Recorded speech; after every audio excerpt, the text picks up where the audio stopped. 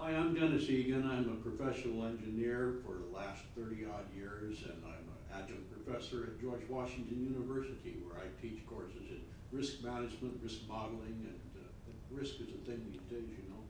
But, you know, Russell, I look back at, I love your presentation.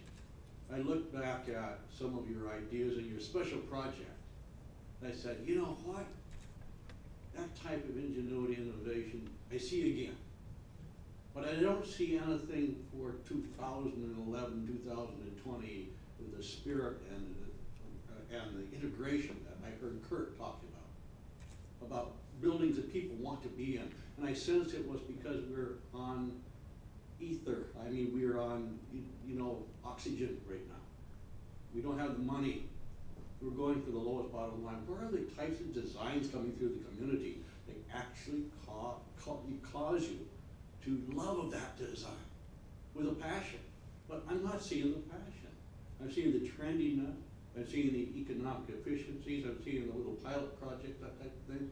But where is this integrated force going to come to provide the really memorial types of buildings that we're seeing a little bit in Europe? I was in Stockholm not long ago, and I saw some of the most beautiful museum architectures that just make you want to love it. I've not seen any of this going on in the United States here lately, or for that matter in Canada. Your comments would be appreciated. How can you turn this around and really drive this thing home? Because your comment about having fewer architects, I understand that deeply.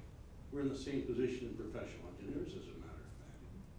But these are times of great opportunity for the really good ones to stick it out. You're one of them. I'd love to hear what your comments are. Well, I also appreciate the healthier buildings issue. Actually, that school that we showed was replaced primarily due to indoor air quality concerns in the older building. And that new building is 100% daylit. You don't have to turn the lights on in any classroom to teach during the daytime hours. And it uses what's called energy recovery ventilation. So it has 5 times the fresh air of the older buildings and low VOC materials. So it smells clean and it's bright. As for the passion and the sort of exciting architectural designs, we'll talk offline. I didn't bring all the design awards, but America's architects are certainly doing lots of exciting things.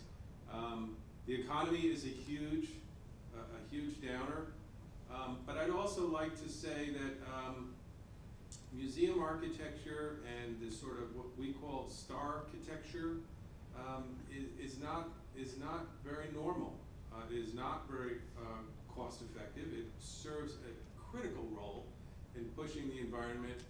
Architecture is client driven. It's not designer driven. And you know what? I envy European architects in that they have more forward thinking clients a lot of the times than I do in a school district or my own church where we're doing an addition.